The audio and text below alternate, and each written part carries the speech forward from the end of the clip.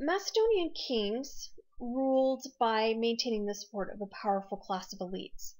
They governed as a first among equals and accepted that their people had freedom of speech to address them with advice or complaints. To maintain respect and demonstrate prowess, Macedonian kings had to excel in war, hunting, and drinking. Queens and royal mothers were respected and exercised power at court in the king's absence. Now, Macedonians saw themselves as ethnically Greek, speaking Greek and Macedonian, but they saw other Greeks as soft and looked down on them for their easy lives. In contrast with that, Greeks of the city-states looked down on the Macedonians as barbarians from an insignificant land. So we're going to see some interesting dynamics as Macedonia fills that power vacuum that is existing in the Mediterranean among the Greek city-states. Philip II came to the Macedonian throne in 359 BCE. Macedonia was initially a weak and divided Macedonia, fighting neighboring Illyria when Philip II came to the throne. After gaining the support of the nobles, he strengthened the army, developed a new tactic of fighting in mobile phalanx formation with long thrusting spears. This was an important innovation. Cavalry was also used to soften up the enemy. Philip defeated Illyria and subdued his rivals for the kingship, and so he was able to strengthen his position in this way. Philip used diplomacy, bribery, and military force to move into Greece, where he forced most of northern and central Greece into alliance with him by the late 340s. Seeking glory for Greece and fearing the instability his strong army could create if left unemployed, Philip decided to invade Persia with a combined Macedonian and Greek army. And in this war with the southern Greek city-states and the Battle of Chaeronea, what we find is that, unwilling to join Philip, Athens and Thebes rallied a coalition of southern Greek city-states to resist him. But Philip and his allies crushed their army at the Battle of Chaeronea in 338. Philip forced the defeated city-states to join his alliance, which effectively ended the era of truly independent Greek city-states. And here we can see a map of Philip's conquests. So beginning with the areas in light purple, we can see that these are areas that were dominated by Macedonia by 336 BCE. So they greatly expanded outside of the kingdom of Macedonia, which you will see in dark purple. Philip was murdered by a Macedonian assassin in 336 BCE, and he was succeeded by his son Alexander III. Alexander secured his rule by killing his rivals, and he did this when he first inherited the throne. He was fairly young, and so he was, to a certain extent, quite underestimated by his rivals, and so he was able to kind of manipulate the situation and able to exploit that. So he was able to kill his rivals, and he also defeated his enemies to the west and the south, and consolidated his alliance with the southern Greeks, and he was very successful at this. In 335 BCE, he actually destroyed Thebes for rebelling against his rule.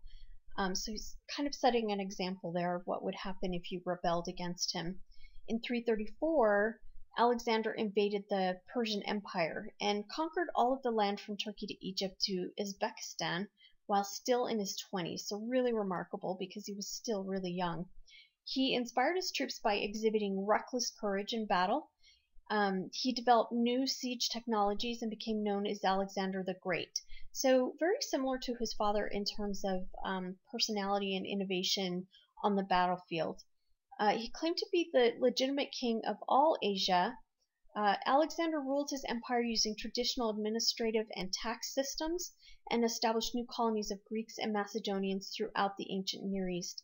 Now this is important because this will spread Greek culture throughout Alexander the Great's territories, the territories that he was able to take control of. And so this spreads Greek ideas. Alexander sought to reach the end of the world by moving east with his army into modern Afghanistan and Uzbekistan, where he actually married a local princess before moving on to India. In 326, his army were rather tired, and many of them were sick, and they forced him to return to Persia. He ruled Greece more harshly after his return, claiming that he needed to be treated as a son of Zeus. So he was claiming divinity. After months of depression following the death of his friend Hephaestion, Alexander died in 323, probably to malaria or some such fever. Alexander left no heir, although his wife bore a son just after his death. Now, as we've already discussed, Alexander's legacy, a lot of his legacy had to do with spreading Greek culture, but his legacy has been much disputed by scholars. His restless and ruthless nature led him to pretty ambitious goals. Ancient sources agree that he was a marvel and his fame increased after his death. His explorations led to the spread of knowledge because he brought writers along with him to gather new knowledge. One of these writers, of course, was Aristotle. And his new cities promoted trade and increased cultural contact, his most enduring impact. And so in this map, we can see exactly how extensive Alexander's territories became following his campaigns. And we can see over in the upper left the areas that he originally inherited from his father in Macedonia and Greece. So we can see that his territories just became absolutely vast as a result of his campaigns. He far exceeded what his father had accomplished in his lifetime. Now, Alexander's empire fragmented after his death, in large part because his son was so young. His son and his wife were murdered by his former commanders, who assumed power regionally. So a very sad ending to that story. Antigonus took over Anatolia, the Near East, Macedonia, and Greece. Seleucus seized Babylonia and the Eastern Empire, and Ptolemy controlled Egypt. Ptolemy, of course, is the ancestor of Cleopatra. These successor kings, having no legitimate dynastic claims, created monarchies based on military power and personal prestige, so they found another means of legitimizing their rule. The kings came into conflict, fighting constantly to annex more territory.